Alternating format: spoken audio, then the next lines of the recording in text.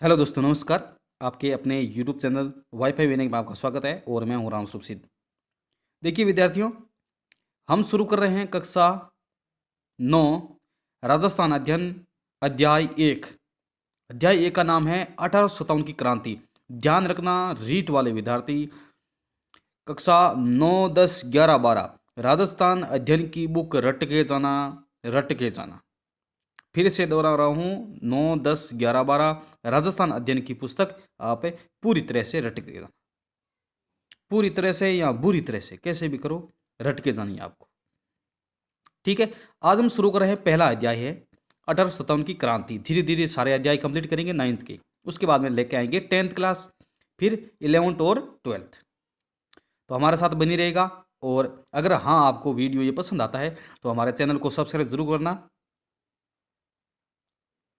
और सभी विद्यार्थियों तक पहुंचाने में हमारी मदद करें। ज़्यादा से ज़्यादा शेयर करें, लाइक भी करना ना भूलें अगर आपको पसंद आए तो चलिए शुरू करते हैं। 1857 की क्रांति। मुगल साम्राज्य के पतन के पश्चात देश में उत्पन्न अराजकता से राजस्थान भी अछूता नहीं रहा है। औरंगजेब की मृत्यु से उत्पन्न शक्ति रिक्ता को एक बार की तो मराठों ने भर दिया। मराठों ने दक्षिण में प्रभुत्व स्थापित करने के पश्चात मालवा और गुजरात में अपना प्रभाव स्थापित कर लिया था। आगे मालवा और गुजरात पे मराठे, अब उनके लिए राजस्थान में प्रवेश करना सहज हो गया था। यानी मालवा और गुजरात तक पहुंच गए और अब राजस्थान में आराम से वो प्रवेश कर सकते हैं। मई 1711 में प्रथम बार मराठों ने मंदसौर के निकट मेवाड़ी क्षेत्र से धन एकत्रित किया था। इस घटना से चिंतित उदयपुर के महाराणा संग्राम सिंह ने पहले जयपुर के शासक जय सिंह और बाद में मुगल बादशाह मोहम्मद शाह से मराठा समस्या के बारे में विचार विमर्श किया था कि ये मराठा हमारे राजस्थान में आ गए हैं तो इनका क्या किया जाए। 1724 में के बाद राजस्थान में मराठा आक्रमणों में तेजी आई। इसी बीच अप्रैल 1734 में बूंदी के पदच्युत शासक बुद्ध सिंह, बूंदी के कौन से, बुद्ध सिंह, बै से बूंदी, बै से बुद्ध सिंह ने मराठा सहायता प्राप्त कर दलेल सिंह को गद्दी से हटा दिया। राजस्थान के किसी शासक द्वारा आंतरिक संघर्ष में मराठों को आमंत्रित करने का यह प्रथम अवसर था। बाद में तो राजस्थान में मराठों का हस्तक्षेप बढ़ता ही गया।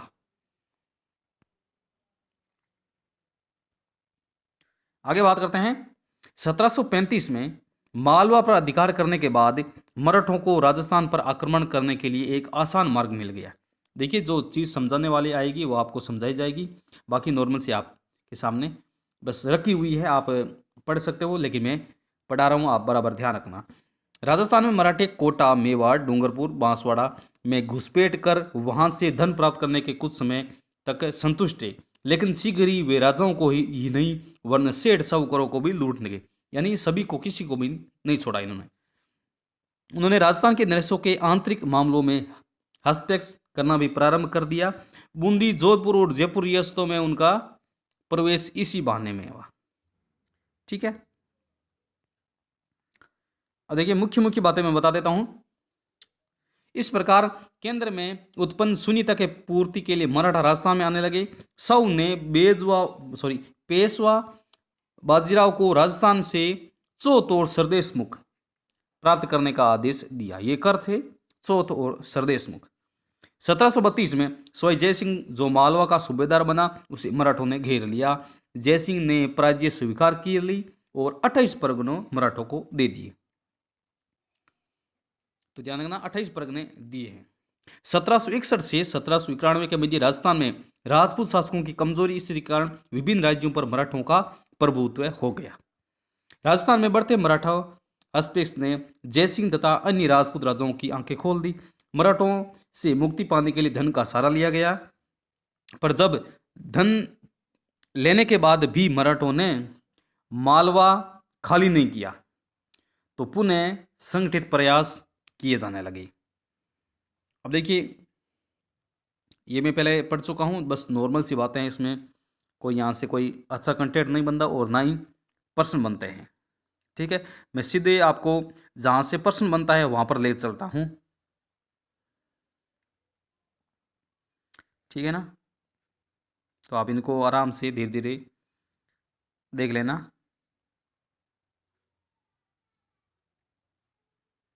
अब देखिए महत्वपूर्ण पॉइंट पे आते हैं। ये देखिए राजस्थान में क्रांति के समय रियासत शासक, बहुत शानदार प्रश्न बनता है यहां से। यानी इस रियासत से कौन शासक था? तो अलग इस साइड रियासतें हैं और इस साइड शासक है, शासक के नाम है। तो ध्यान रखना, बाकी बुकों में बहुत ये कम दे रखे हैं, लेकिन इसमें लगभग अच्छी तरह से दे रखे हैं। तो कोटा के कौन थे? राम सिंह। कोटा के कौन थे? राम सिंह। जोधपुर के तख्त सिंह। जोधपुर के, यानी जब राजस्थान में जब क्रांति हो रही थी तो उसमें शासक कौन थे? तो ध्यान दें, जोधपुर में कौन थे? तख्त सिंह। भरतपुर रियासत जसवंत सिंह। भरतपुर के कौन थे? जसवंत सिंह। उदयपुर के स्वरूप सिंह। स्वरूप सिंह कोठारी आप पढ़ते हो। जयपुर रियासत राम सिंह द्वितीय। जयपुर रियासत राम सिंह द्वितीय। सिरोही रियासत शिव सिंह, शहर से सिरोही, शहर से शिव सिंह, ठीक है ना। धौलपुर के भगत सिंह। धौलपुर के भगत सिंह। बीकानेर के सरदार सिंह। बीकानेर के कौन थे? सरदार सिंह। करौली के मदन लाल, आप 1857 क्रांति में पढ़ चुके हो। तो करौली के थे मदन पाल। ध्यान रखना, करौली को काफी बार प्रश्न पूछा गया है, तो ध्यान रखना मदन पाल। टोंक के नवाब वजीरुद्दौला। बूंदी के राम सिंह। अलवर के विनय सिंह। बूंदी के कौन थे? राम सिंह। अलवर के विनय सिंह। जैसलमेर के रणजीत सिंह। झालावाड़ के पृथ्वी सिंह और प्रतापगढ़ के दलपत सिंह। बांसवाड़ा के लक्ष्मण सिंह और डूंगरपुर के उदय सिंह। उदय सिंह डूंगरपुर से, ध्यान रखना। ये कुछ प्रकार के महत्वपूर्ण जो इफेक्ट थे वो आपके सामने प्रस्तुत किए। आगे चलते हैं। अब देखिए संधियों की बात आती है। तो देखिए सबसे अंत में 1823 में सिरोही राज्य ने संधि की। प्रश्न आता है कि सबसे अंत में यानी किस राज्य ने संधि की? तो सिरोही ने 1823 में। इससे पहले चलते हैं हम।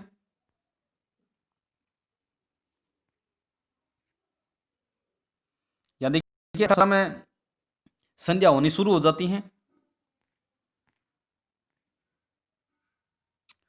ठीक है ना। देखिए आगे चलते हैं।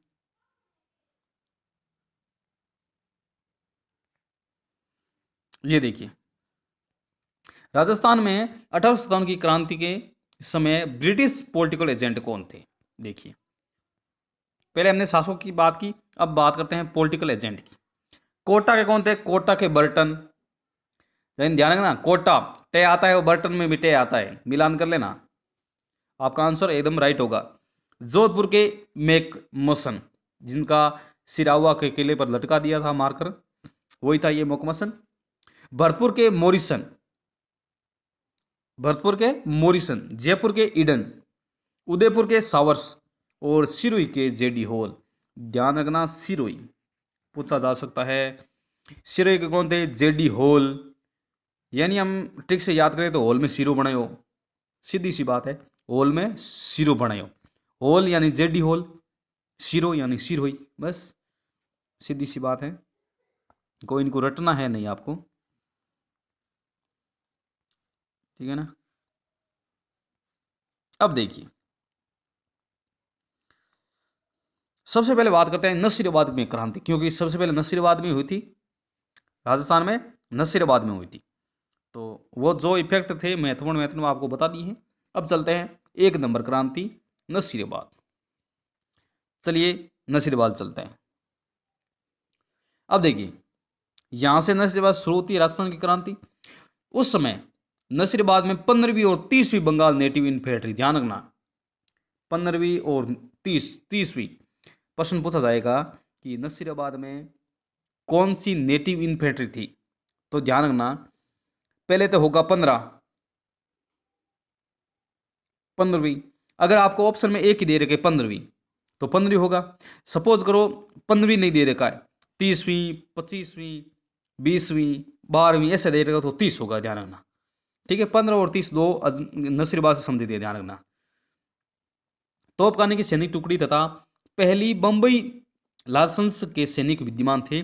मेरठ विद्रोह की सूचना से 15वीं नेटिव इन्फेंट्री के सैनिकों ने सोचा कि यह सारी कार्रवाई भारतीय सैनिकों को कुचलने के लिए की गई है तथा तोपें भी उनके विरुद्ध प्रयोग करने के लिए तैयार की गई है। अतः उनमें विद्रोह की भावना जागृत हो गई। किसमें? 15वीं नेटिव इन्फेंट्री, नसीराबाद छावनी, याद रखना। आगे चलते हैं। 15वीं नेटिव इन्फेंट्री की एक टुकड़ी काफी समय से अजमेर शस्त्रागार की रक्षा कर रही थी। यानी जो अजमेर का शस्त्रागार था वहां पर 15वीं बंगाल नेटिव उसका ध्यान रख रही थी, यानी रक्षा कर रही थी। संदेह के कारण उसे वहां से नसीराबाद भेज दिया। अंग्रेजों ने सोचा क्या पता ये जो शस्त्रागार है इनके ही हाथों में आ जाए, तो इनको क्या किया, नसीराबाद भेज दिया। इससे सैनिकों के मन में यह धारणा बन गई कि उन पर अविश्वास किया जा रहा है, अतः वे ब्रिटिश अधिकारियों से नाराज हो गए। यानी वे सोचो गए भाई आपा तो आपा माथे विश्वास ही कौन करे, आपा अंग्रेज जरा खिलाफ, हाँ ठीक है ना, ये भी कारण माना जाता है। इन दिनों बाजारों और छावनियों में बंगाल और दिल्ली के संदेशवाहक साधु और फकीरों के वेश में राजस्थान आए। अब देखिए, बंगाल और दिल्ली के संदेशवाहक यानी वहां से संदेश लेकर लोग साधु और फकीर बन के हमारे राजस्थान में आए, और जो चर्बी वाली कारतूस थी उनका उन्होंने बताया कि इस प्रकार ये बंदूक बनी है, मुंह से काटना पड़ता है और फिर इसको चलाना पड़ता है। तो देखिए, जब मेरठ में क्रांति होती है भारत में, तो वहां से सीधी बात थोड़ी है कि सीधा वहां से फोन किया और राजस्थान में पता चल गया भाई ये इस प्रकार ये बंदूक आई हुई है, तो मुंह से काटना पड़ता, चर्बी को मुंह से काटना पड़ता है, और चर्बी गाय और सूअर की है। तो ऐसे नहीं होता था पहले, फोन वगैरह कुछ नहीं था। तो क्या कि लोग वहां से मेरठ से अलग अलग प्रांत से वहां से ये सूचना लेके आते हैं राजस्थान में, यानी साधु बनकर, साधु फकीर बनकर आते हैं ताकि किसी को पता ना चले, तो वो प्रचार कर देते हैं राजस्थान में। ठीक है, भारतीय सैनिकों ने सोचा कि अंग्रेज उन्हें धोखे से ईसाई बनाना चाहते हैं, यानी अंग्रेज क्या चाहते हैं कि जो भी हिंदू मुस्लिम है सारे वो ईसाई बन जाए। इस धार्मिक भावना के कारण भी उत्तेजना फैली, इसका भी कारण माना जाता है। भारतीय सैनिकों पर नियंत्रण रखने के लिए बाहर से यूरोपीय सेना और कुछ से तोपें मंगवाई गई। इस तथ्य को गुप्त रखा गया था, और बाद में जब यह बात प्रकट हो गई तो सेना में उत्तेजना फैल गई। यानी बाहर से तोपें भी मंगवा ली, लेकिन पहले पता नहीं था, उसके बाद में पता चला तो अंग्रेजों के खिलाफ हो गए और व्यक्ति। भारतीय सैनिकों पर नियंत्रण रखने के लिए बाहर से यूरोपियन सेना और कुछ, चलो यह तो पढ़ लिया। इन्हीं कारणों से 28 मई 1857 को 15वीं बटालियन नेटिव इन्फेंट्री के सैनिकों ने तोपखाने पर अधिकार कर लिया। कब? 28 मई 1857 को। सारी छावनी में भगदड़ मच गई, सैनिकों ने शस्त्रागार लूट लिया। अंग्रेज यही थे जहां पर इन्होंने पहले लगाया हुआ था। अंग्रेज सैनिक अधिकारी मेजर स्पॉटिसवुड और इस प्रकार ही नाम है ये, कर्नल न्यू बारी की हत्या कर दी गई। तो ध्यान रखना, प्रश्न आ सकता है सॉरी, मेजर स्पॉटिस वुड और कर्नल न्यू बारी किससे संबंधित है? तो ध्यान रखना, नसीराबाद छावनी से संबंधित है, शस्त्रागार था वहां पर, उससे संबंधित है, ध्यान रखना। वुड और एक मिनट आप ऐसे ट्रिक से याद रखिए, देखिए वुड में से लकड़ी, बारी में से बारी, ठीक है। तो नसीराबाद में लकड़ी की बारी बनाई, वुड में से लकड़ी, बारी बारी में से याद है, ठीक है ना, क्लियर। चलते आगे। लेफ्टिनेंट लोग तथा कप्तान हार्डी घायल हो गए, ये भी आगे हेलो भाई, कप्तान हार्डी और लोग, चलो इसकी भी ट्रिक बना लेते हैं, ठीक है। तो ध्यान ना, यहां लकड़ी की बारी बनाई और लोक लगाया, फिर भी हार्डी घायल हो गया, ठीक है। इस प्रकार आप कुछ भी ट्रिक बना सकते हो, बस याद होना चाहिए। आगे चलते हैं। अंग्रेज अधिकारियों ने नसीराबाद से भागकर ब्याऊर में शरण ली, ध्यान रखना। प्रश्न पूछा जा सकता है कि अजमेर से जो नसीराबाद छावनी होती है, तो वहाँ से अंग्रेज अधिकारी कहाँ जाके रुकते हैं या कहाँ जाके शरण लेते हैं, तो ध्यान देना ब्यावर, ये अजमेर का स्थान है। चर्च और अधिकारों क्योंकि बंगले में आग लगा दी गई, खजानों की तिजोरियां तोड़ दी गई। इन विद्रोही सैनिकों ने 4 ब्रिटिश अधिकारियों के अलावा रक्त की एक बूंद भी नहीं बहाई। छावनी को तहस नहस करने के बाद में विप्लवी सैनिकों ने अविलंब दिल्ली की ओर प्रस्थान किया। 18 जून 1857 को विप्लवी दिल्ली पहुंच गए और दिल्ली में डरा डाले। अंग्रेजी पलटन पर पीछे से आक्रमण किया, इसमें अंग्रेज परास्त हुए। नसीराबाद से सीधे चलता है ये दिल्ली, ठीक है ना। अब देखिए समझिए इस चीज को कि ये दिल्ली क्यों जाते हैं, क्योंकि दिल्ली में जो 1857 की क्रांति का बहादुर शाह जफर वहां का बड़ा नेता था, काफी वृद्धावस्था में था। तो दिल्ली का जो लाल किला है उस पर जो ध्वज लहराता है, लगभग पूरे भारत में राज उसी का ही माना जाता है। तो ये अंग्रेजों का राज था, तो सारे के सारे दिल्ली जाना चाहते थे क्रांतिकारी। तो अगर वहां पर दिल्ली पे लाल किले पे हमारा भारत का ध्वज लहराता था, तो इस कारण पूरे भारत में हमारा राज होता था। इस कारण जो 1800 देखिए कलकत्ता से जब 1912 में कलकत्ता से दिल्ली जो राजधानी लेके आते हैं, तो वो इसी कारण आते हैं कि दिल्ली है, तो दिल्ली का जो ध्वज लहराया जाता है लाल किले पे, उसका यही प्रतीक है कि पूरे भारत में इस ध्वज का ही राज है, यानी भारतीयों का ही राज है। चले आगे चलते हैं, ये तो थोड़ा अलग टॉपिक हो गया। नीमच की क्रांति बढ़ते हैं आगे, क्योंकि पहले नसीराबाद फिर नीमच। नीमच की क्रांति कब होती है? 3 जून को, ठीक है ना। क्रांतिकारी छावनी को लूट लिए और आग लगा दी। नीमच छावनी लूटने के बाद क्रांतिकारी नीमच से रवाना होकर सरकारी बंगलों को लूटते हुए उनमें आग लगाते हुए शाहपुरा पहुंचे, ठीक है। नीमच से कहां गए? शाहपुरा। शाहपुरा के शासक क्रांतिकारियों को भोजन व ठहराने की व्यवस्था की। इसके पश्चात क्रांतिकारी निम्बोड़ा पहुंचे, जहां की जनता ने इनका बड़ा स्वागत किया। तत्पश्चात क्रांतिकारी यहां से देवली, टोंक व आगरा होते हुए दिल्ली, सीधा दिल्ली पूछे तो नसीराबाद, ठीक है। नसीराबाद जैसे अजमेर पड़ता है, अजमेर से सीधी दिल्ली पड़ती है, लेकिन नीमच ये इस साइड आ गया नीचे, जो कि उदयपुर वाला एरिया है ना, इस साइड आ गया नीमच। तो यहां से पहुंचते तो सीधा दिल्ली थोड़ी पहुंच गए, बीच में कहीं ना कहीं रुकेंगे। तो पहले शाहपुरा, शाहपुरा के बाद में निम्बोड़ा, निम्बोड़ा से देवली, टोंक होते हुए आगरा होते हुए सीधा दिल्ली पहुंच गए। तो ध्यान रखना क्रम भी पूछा जा सकता है, डीपली प्रश्न पूछे तो क्रम भी पूछा।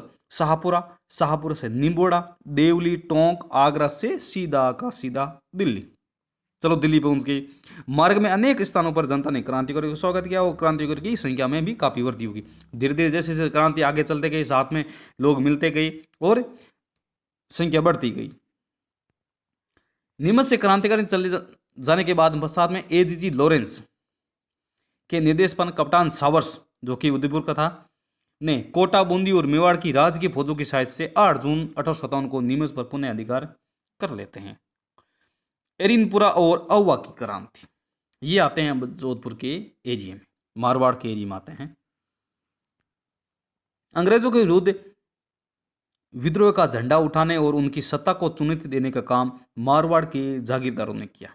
एरिनपुरा में स्थित जोधपुर की सैनिक टुकड़ी को जब नसीराबाद में हुई क्रांति की सूचना मिलती, तो उसे भी 21 अगस्त 1857 की क्रांति का बिगुल बजा दिया। ध्यान रखें, 28 मई, 3 जून और 21 अगस्त। नसीराबाद कब हुई? 28 मई। नीमच 3 जून। एरिनपुरा, भाई नीमच देखिए याद करने की टिक देखिए, नीमच की तरफ चलते हैं। नीमच, नीमच में कितने अक्षर हैं? नीमच है 3, तो ध्यान रखना 3 जून, जून याद रखना, ठीक है। एरिनपुरा, ए से एरिनपुरा, ए से ई से 11, सॉरी ए से एरिनपुरा और 11 से 11 बोलते हैं ना, सॉरी 21। ए से एरिनपुरा, ए से 21, उसमें ई आता है, इसमें ए है, ठीक है ना।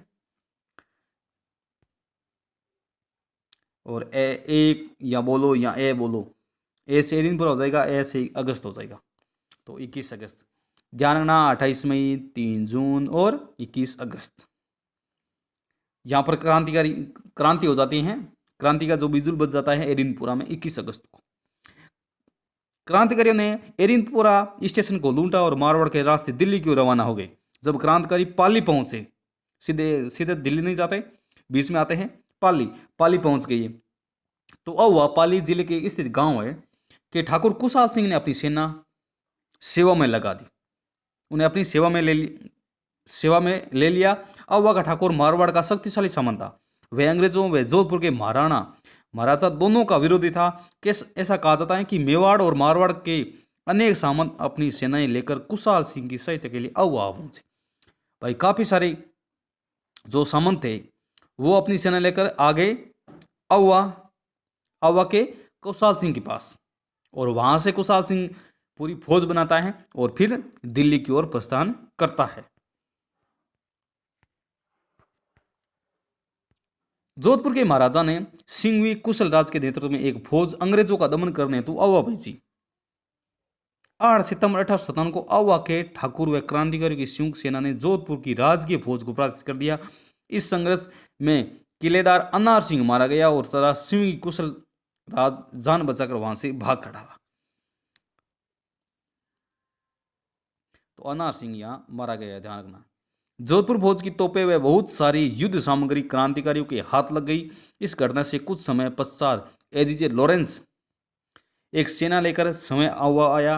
18 सितंबर को लॉरेंस की सेना व क्रांतिकारियों के बीच भीषण संघर्ष हुआ, जिसमें लॉरेंस का पराजय का सामना करना पड़ा।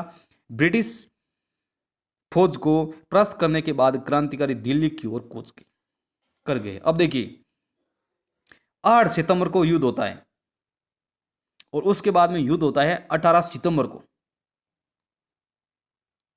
ठीक है ना।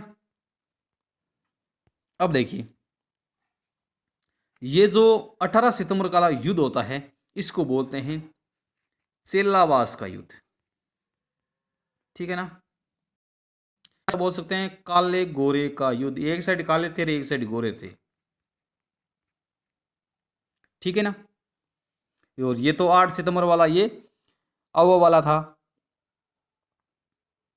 ठीक है ना। आगे चलते हैं। ये इस प्रकार कुछ चित्र बताया रखा है।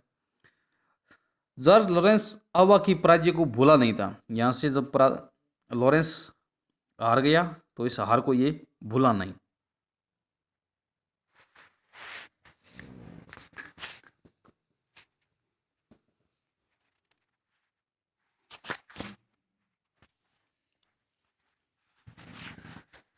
तो इसलिए अहुआ के ठाकुर से बदला लेने के लिए उसने ब्रिगेडियर होम्स के नेतृत्व में एक विशाल सेना अहुआ भेजी।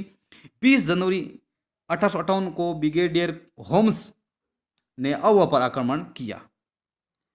तो देखिए थोड़ी सी स्टोरेज मोबाइल की ही वो लगभग कंप्लीट हो गई है।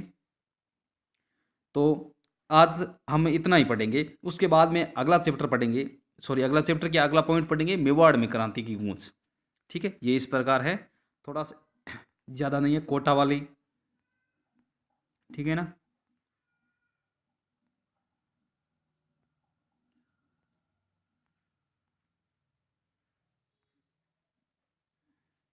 ठीक है ना, बस इतना शायद आधे से ज़्यादा हो गया है, लेकिन स्टोरेज यहाँ थोड़ी सी ख़त्म हो गई है, पहले ध्यान रखने का। तो चलते हैं, इसको 2 पार्ट बना लेंगे हम, 1 और 2। दोस्तों चलते हैं, फिर अगले वीडियो में मिलेंगे।